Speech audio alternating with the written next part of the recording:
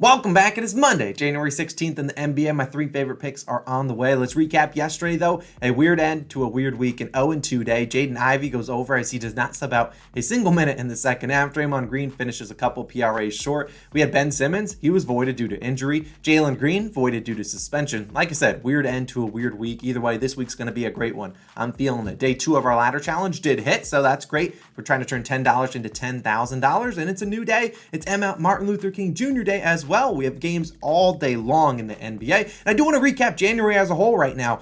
Through 15 days, we're 25-25. We're just down 1.24 units. You'd think we've had a really cold stretch over the past probably like 10 or 11 days. And you'd think based on the comments I'm getting that we're 0-25. But look, it's a long-term thing. You're not going to make money every single day. Sports betting, you got to manage the bad days. And when you get hot, maximize those days. So we've done a good job minimizing these losses. I'm feeling good. The month's going to turn around over the second half of the month. Either way, let's get back to our winning ways. If you are new, my name's Austin. Welcome to the channel. Hit that subscribe button. Help us hit 70,000 subscribers. Monday Night Football, Cowboys versus Bucks, the final wildcard playoff game. That video is tonight. It was actually live on the channel. You can go check it out. My favorite place for that, we got a player prop spread pick, same game parlay in that one. Go check it out. Now, I do want to put two important notes up on the screen. We'll have potentially one, maybe two added plays today, so stay in the lookout for those. But also, our ladder challenge day 3 will be live a little bit later on. It posted as a YouTube short. I'll probably post it on TikTok as well, so you'll be able to see it there. If you want to check it out, we're trying to turn $10,000 into $10,000. If you want to go watch exactly how we're trying to do it, just go watch our last 2 YouTube shorts over the past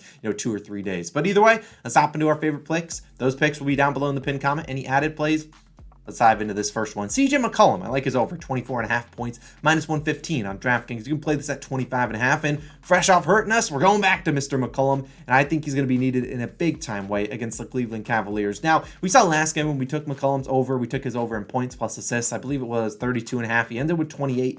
And he didn't really have to do a whole lot, as last game versus Detroit, the Pistons ruled out all of their centers. So we saw McCollum just really kind of chill and let Valanciunas go to work. Valanciunas dropped 33 points. They also got 36 points from Trey Murphy and Najee Marshall.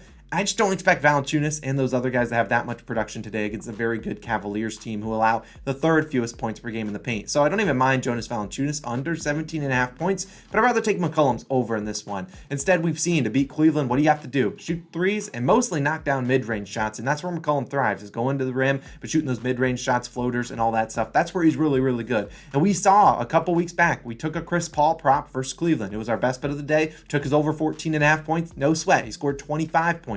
Why? Because Chris Paul shoots a lot of mid-range shots, exactly like CJ McCollum. Now, you talk about the Pelicans. Like I said, on the road, they're going to be without Brandon Ingram and Zion Williamson. They're 2 stars. And we've seen CJ McCollum step up over the last 6 games without these 2 guys. He had in those 6 games, 19, 26, 28, 34, and 38 points, hitting the over in 5 of those 6 games. He's averaged 20.8 field goal attempts per game. So he's shooting it a lot. He's going to go out there and he's going to shoot a lot today again. And he's trying to make his first ever All-Star game. I don't necessarily think he gets there, but at least he's trying. And at the end of the day, the volume's going to be there. It's a decent matchup for him that not the greatest of matchups, but he's going to need to be out there to score. And of the last 11 guards, we've been seeing Cleveland get torched. Last 11 guards with at least 15 shots, which CJ McCollum will attempt 15 shots tonight. 9 of them have hit the over. His ex-running mate, Damian Lillard, just dropped a 50-piece on this Cavaliers defense. I expect McCollum to take advantage of their drop defense with Mr. Jared Allen and Evan Mobley. I think he's going to have a pretty good game. We'll take his over, 24.5 points. I know he hurt us. He's hurt us a couple times this year, but I really do like his over today. It honestly would be a best bet if we weren't a little bit cold right now. Really like CJ McCollum's over 24.5 points. Now, my second play is going to be a guy from my favorite team, the New York Knicks. It is not Jalen Brunson, who we're 8-0 on his props, but it's Julius Randle, a former COS Hall of Famer. We're taking his under, 25.5 points, -113 on FanDuel. You can take this at 24.5. Now, I understand what you're saying. It's awfully bold of someone to come out here on a cold streak and fade Randle, who just scored 42 points yesterday against the Pistons. But what did the books do? He saw a 42-piece. They said, all right, here's the same line for you. And I love Randle. He's made us a lot of money this year. Made us a lot of money last year when he became a COS Hall of Famer. He's always going to have that on his resume. But this is a prime matchup to fade him against the Raptors. Now, like I said, Randle scored 42 against the Pistons. They had no interior defense. They let him drive and do whatever he wanted. But the last two games, I think the Raptors are going to tighten up the defense. And you saw the last two games versus Toronto this season. Randall actually is at the over, scored 30 and 32 points. And we took Randall's over in one of those games. One of the games that we took his over, he's had 19 points in the first quarter. They managed to kind of clamp him up only to 13 points the next three quarters. And at the other game, he scored 30 points. He shot 13 of 14 from the non-3-pointers. He was 0 for 3 from 3, 13 of 14 on every shot inside the arc. Yeah, I know, Randall. He ain't that good, and I love him, but he's not sustainable, shooting nearly 100% on mid-ranges and three-point layups. That's just not going to happen. And since RJ Barrett's return, we've seen Randall go under this line in a couple games. Randall, 14, 23, and 42 points. RJ Barrett benched last game, yesterday. He's going to probably come out a little bit more aggressive today. And prior to that, 42-point outburst, Randall was under in 3 straight, 23, 14, and 25 points. I think he could get close to this line. He probably gets at least 20, but I think 26 is a little high for Mr. Randall. He shot 62.5% from the field yesterday. That's something he cannot sustain. And I think the Raptors, a team that do watch a lot of film, do blitz a lot of guys. I think they come out here, and Jalen Brunson might struggle. Jalen Brunson should still get his. RJ Barrett should play better. Emmanuel quickly, Quentin Grimes, I think, do their job. But I just don't see the Raptors letting a guy like Randall drop 30 points on him 3 straight games. I think they tightened up. They saw what worked against them last game when they held them to 13 points after the second quarter. I think they tightened it up. I think they play pretty decent defense on Randall. And Randall's also capable of going out there and fouling people. He's also capable of going out there and breaking it up. I've seen Randall do it time and time again. Give me Julius Randall under 25.5 points. Now, my third and final play, but like I said, any pin plays, we're going to add at least one play, probably 2. They'll be in the pin comment section down below. We'll also have that ladder challenge a little bit later. It's going to be a play we already took a couple days ago.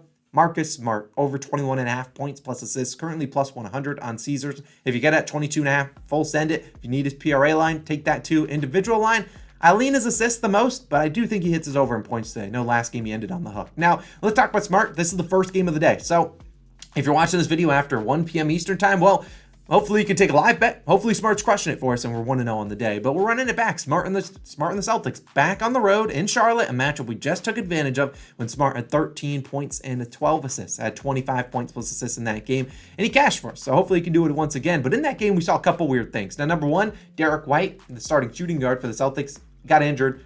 Basically only played 4 minutes in that game and then left. Now, Brogdon came off the bench kind of into that role. He scored 30 points. Don't necessarily think that's sustainable, but also Derek White's going to eat into a little bit of production. And then also, Smart shot 5 for 15. That's 33% for the field. So he only had 2 points plus assists in the third quarter. He played 10 minutes in the third. He only had 2 points plus assists. I would know because we were sweating it, and we didn't really need to sweat it that much after he had 18 in the first half. But I think about a guy like Smart. He's going to go out there and shoot about a lot. We know Jaylen Brown is still out of this game. And in 4 games this year, without Brown, Smart, 25, 26, 28, and 37 points plus assists, going over in 2 of 2 against the Hornets. The 37 and the 25 came against the Hornets, a team that over the last 30 games have allowed the 6th most points per game, 2nd most assists per game to opposing point guards. I do think the Hornets keep this game close. We saw Smart get subbed out with about 140 left in that last game. I think the Hornets can keep this one closer than they did in that last one. They lost by 16.